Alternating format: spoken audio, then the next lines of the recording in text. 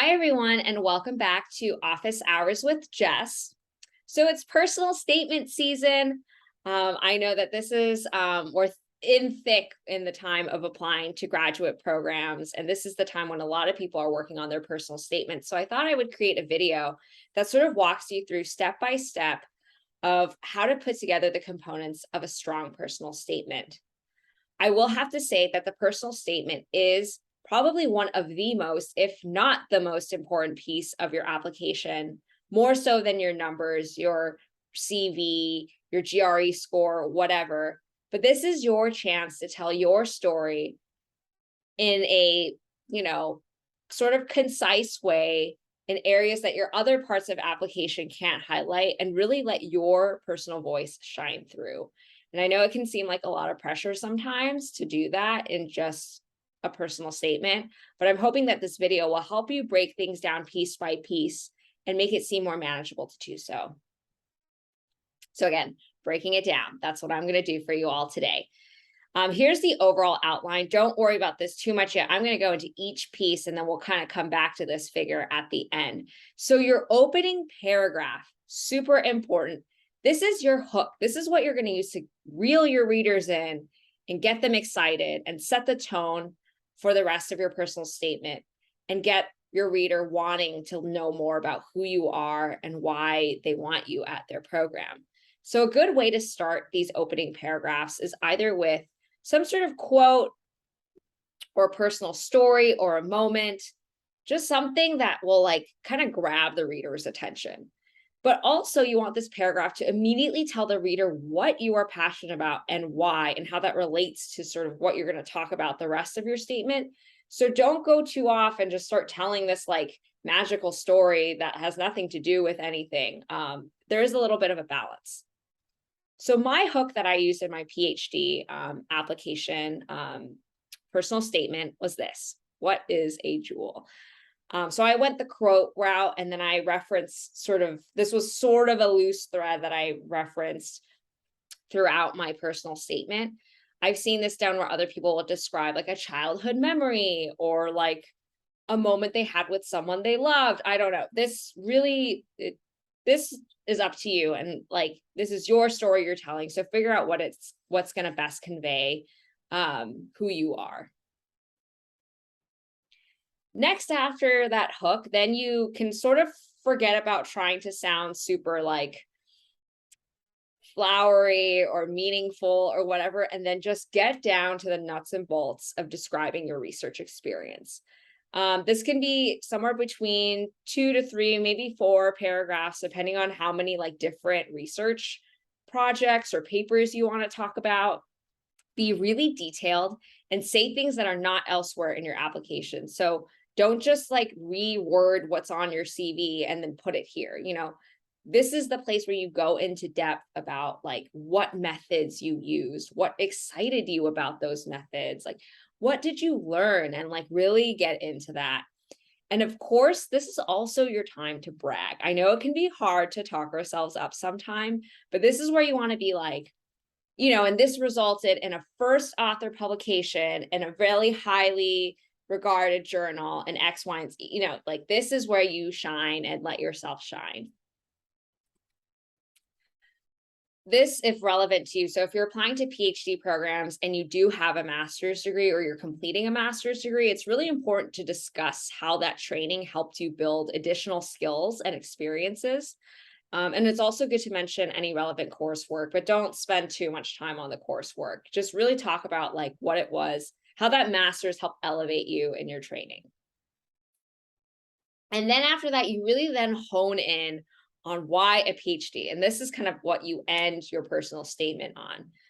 So a paragraph on why do you need a PhD to do the work that you want to do, because they want to know that and you really need to make the case of how that PhD training is going to be meaningful to you, and then how you are then going to contribute back into that research community or back with having that PhD. And I guess I'll get to that in a little bit. But The next thing also is you definitely want a paragraph on why specifically this PhD program or this school or department that you're applying to. And this is where you mention any contacts, conversations with faculty that you've previously had, or any work you've done with previous faculty in that department.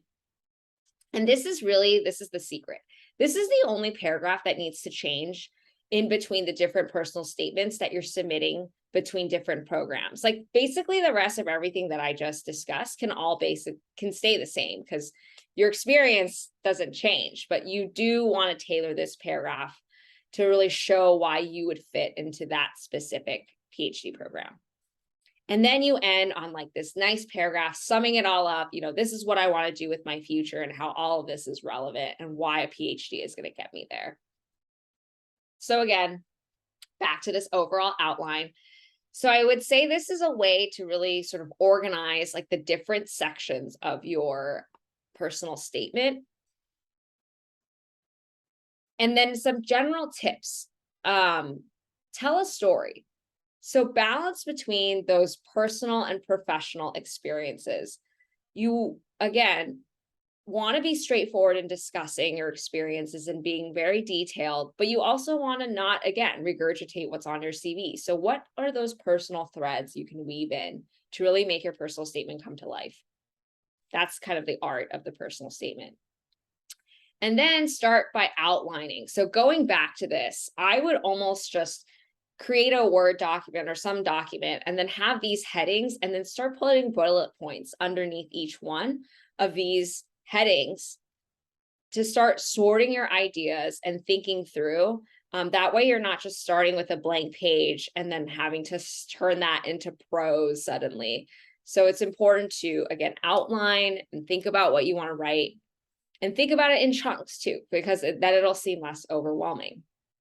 Another important thing is having a running brainstorm sheet. So sometimes like your best ideas don't come to you when you're like sitting in front of your computer and typing. At least for me, sometimes they come when I'm like walking home from school or like in the middle of my yoga workout or whatnot. And then I'm like, oh no, like that's such a great idea. Like, what do I do? So if I'm like walking on the street, I'll just pull out my phone and I'll have this like note that's like personal statement ideas. And then I'll jot down like, okay, I really need to make sure I mention this story or this experience in there that I hadn't thought of before. And yeah, and you just like never know when those ideas are going to come to you, and you want to make sure you don't lose those thoughts. And with that note, also figuring out what your ideal writing environment is. That looks different for different people. I love writing and working in bed, as you all know. So again, that's probably not the best thing for everyone, but figure out, do you like working in a cafe? Do you want to like sit at the library? Do you want to be around friends? Like any of that is okay, but make sure you really are in that most ideal environment, especially when you're writing this personal statement, because you do want those kind of like inspirational juices to flow. Once you're done writing the personal statement, I would definitely recommend that you have both friends and mentors, if possible, review your personal statement. So that does mean trying to get drafts done earlier rather than later, so you have time to have different iterations and continue to improve.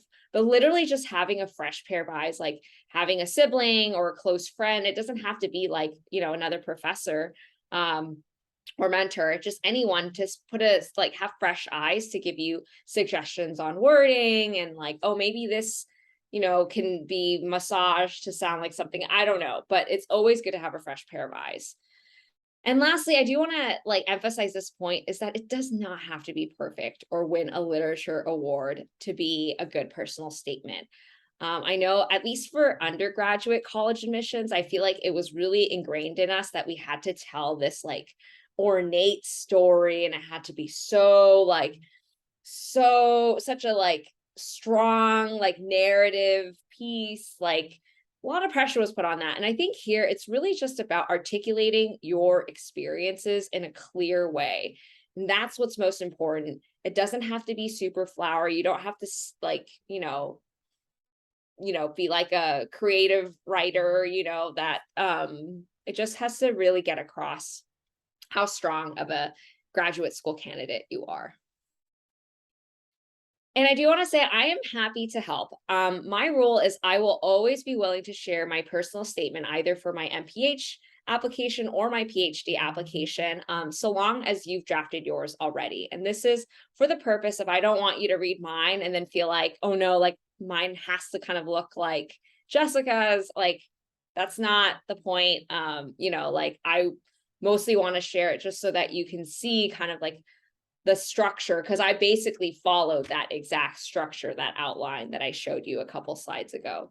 So happy to provide that as an example, if you'd like. Just email me. And that's it. So again, don't forget to like and subscribe to my channel. And I will see you next week for another episode of Office Hours with Jess. Thank you and happy writing.